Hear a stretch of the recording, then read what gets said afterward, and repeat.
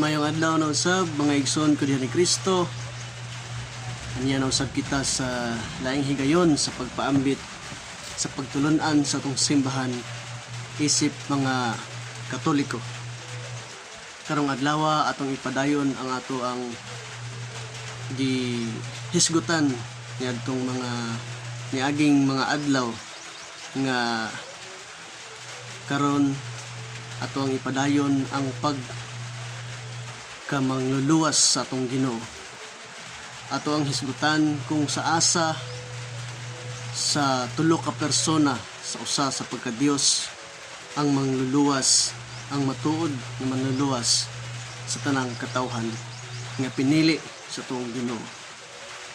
Karong adlaw ato ang tukion ang balang Biblia kung aduna ba kitay mabasa sa Biblia nga ang amahan maoy bugtong nga manluluwas sa tanan, ug aduna pa do sabi kitay mabasa nga ang anak manluluwas ba usab kini, ug ang balang espiritu nga maoy ikatulong persona sa Santissima Trinidad mangluluwas usab kini. Ato ang tagaan og tagsa-tagsa ka mga bersikulo o kapitulo sa Biblia nga nagpamatuod nga ang amahan maoy manluluwas sa tanan, ang anak usab maoy manluluwas sa tanan, ug ang balang Espiritu Santo usab maoy manluluwas sa tanan. Apan kabalo na kita nga diha sa balang Biblia aduna lamay usa ka Dios nga manluluwas sa tanan. Una mga igsoon, ato ang tagaan og konteksto sa Biblia nga nagpamatuod niya ang amahan maoy manluluwas sa tanan mga igsoon. Atong mabasa diha sa Isaias kapitulo 63 bersikulo 16 mga igsoon, nga nagpamatuod nga walay lain nga manluluwas kundi ang amahan lamang. Ug kini atong mabasa diha sa sulat ni propeta Isaias kapitulo 63 bersikulo 16. Mao kini ang atong mabasa mga igsoon. Kay ikaw mao ang among amahan, bisan tuod wala makaila.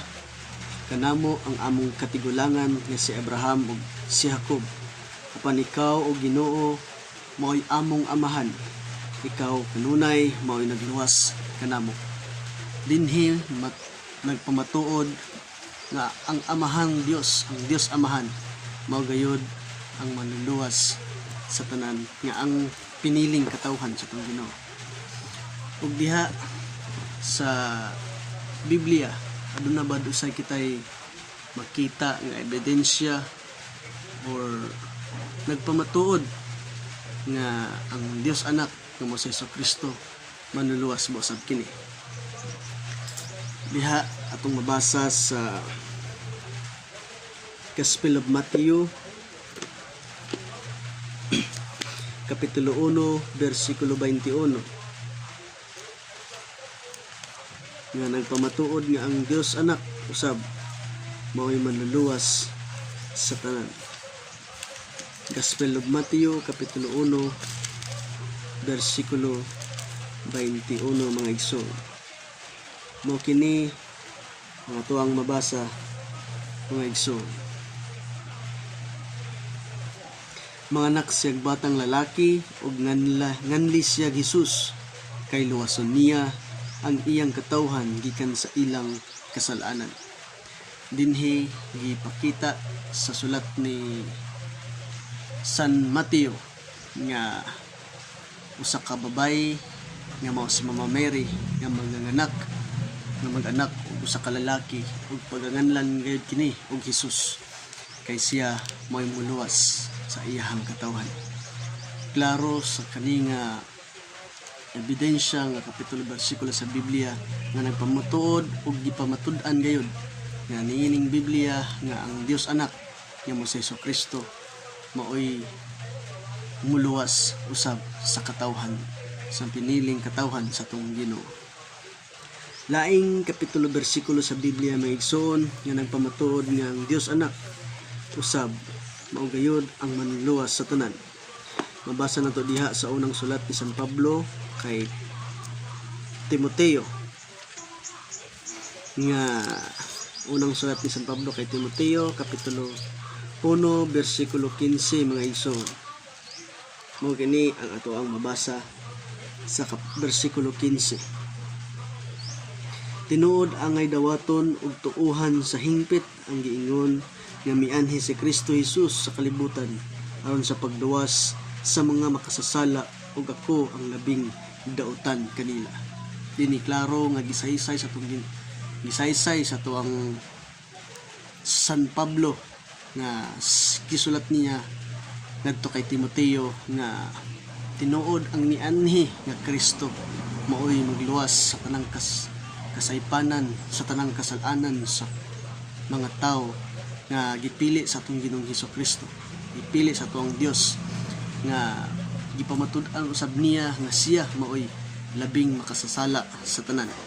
Kay kabalo na kita sa background ni San Pablo nga una usab siya nga naglutos sa Kristiyanidad, so wala pa siya na convert into Christianity.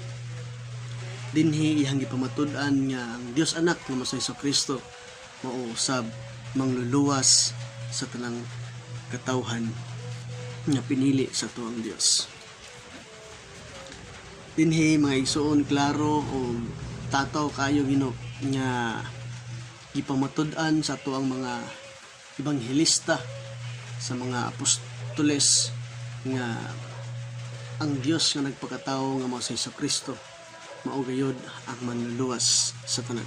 Laing mga kapitulo bersikulo sa Biblia mga igsoon nga magpamatuod gayud nga si Hesukristo maoy manluluwas sa mga ulahing adlaw.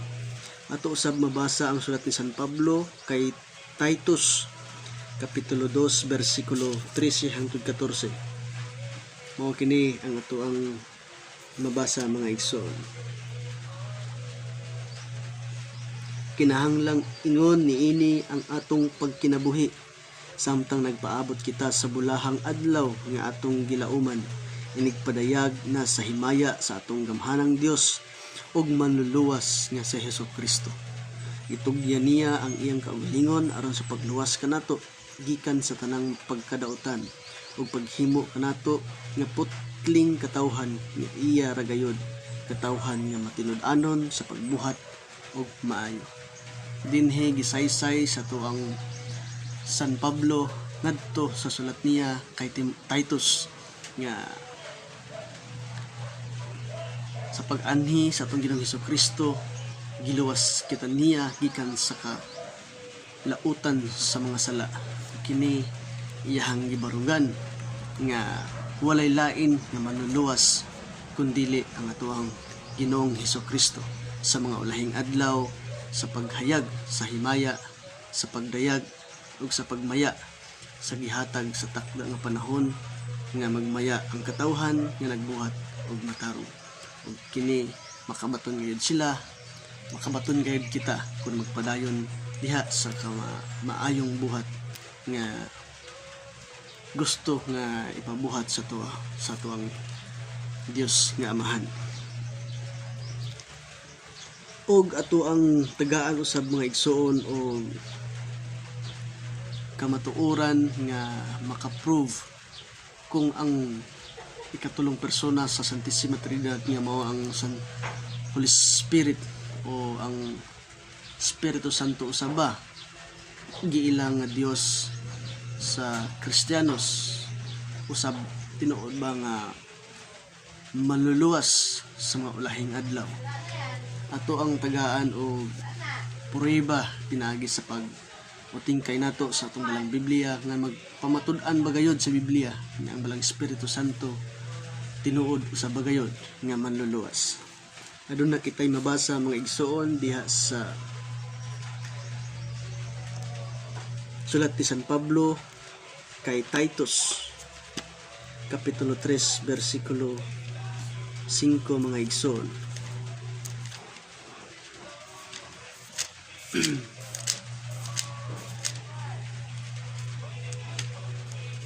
Sulat ni San Pablo ngadto kay Titus kapitulo 3 bersikulo 15 bersikulo 5 mga igsoon.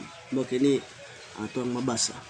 Giluwas kita niya kini dili tungod sa bisan unsang maayo nga atong nabuhat, kundi tungod sa iyang kaluoy.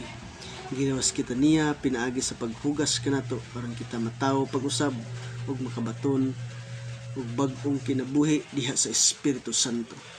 Dinhi ato ang mabasa ug mahisgutan nga giluwas kita niya pinaagi sa paghugas sa bag-ong kinabuhi, pinaagi sa pagdayag sa mong balang espiritu nga maoy naglimpyo o naghugas o nagdala kanato ngadto sa hingpit ug bag-o nga kinabuhi mga igsoon. Lain usab nga mga teksto sa Biblia nga magpamatuod nga ang balang Espiritu Santo aduna gayoy gahom sa pagluwas sa tuang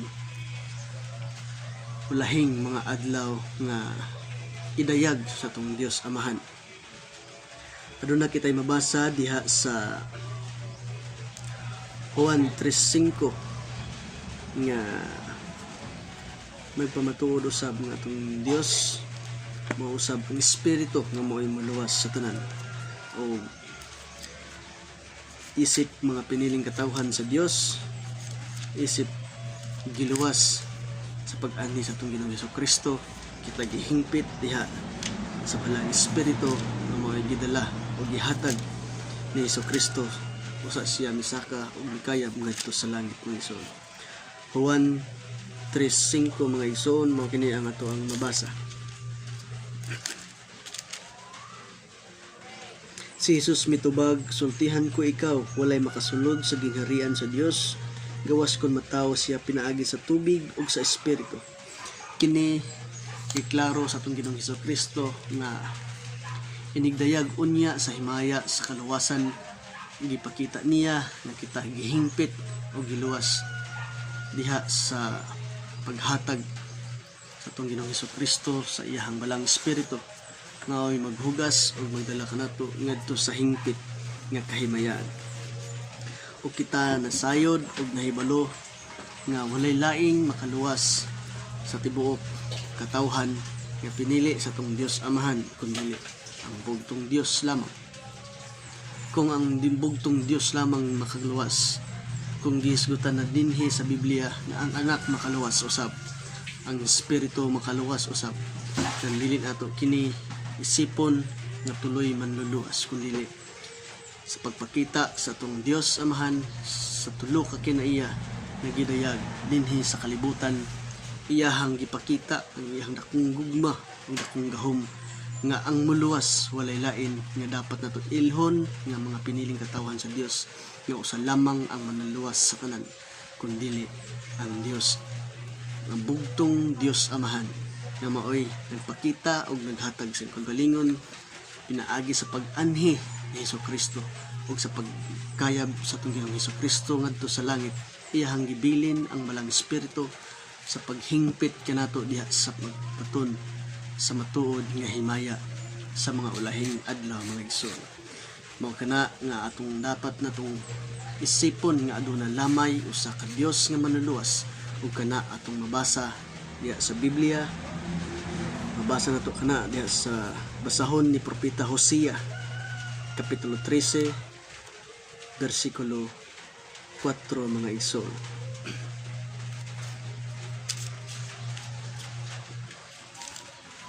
Book of Hosea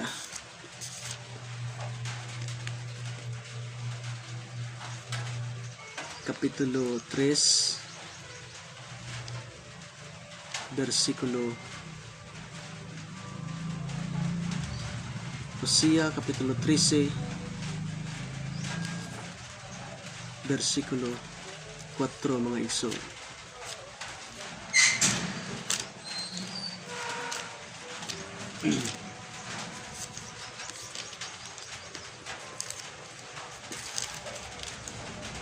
Book of Hosea kapitulo 13 bersikulo 4. Mao kini ang nagpamatuod nga naos lamay usa ka Dios nga manluluwas sa tanan.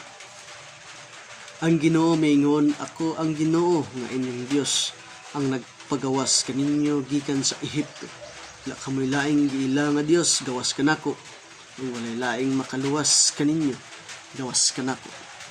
Hosea kapitulo 13 bersikulo 4. Gidayag ug gipamatuod ni propeta Hosea nga walay lain nga dapat ilhon sa piniling katawhan sa Dios, kundi ang bugtong Dios nga mo'y manluwas kanatong tanan.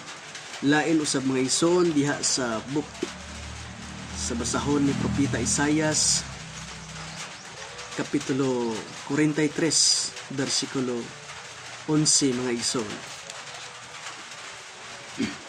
nga sa sulat ni propeta Isaias nga nagpamatuod na ang lamay usa ka Dios na mo'y muhingpit kanato ug maoy muluwas kanatong tanan.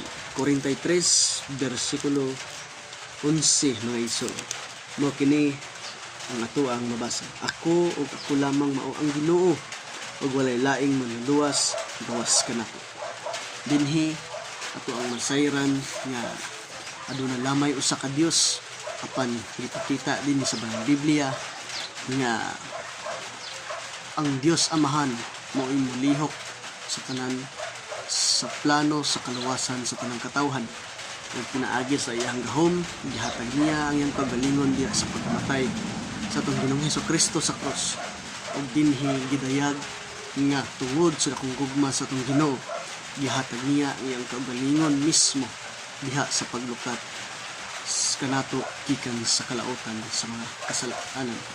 Ug diha sa pagkayab ni Hesukristo sa langit, iyahang intriga ang Balang Espiritu diha sa simbahan.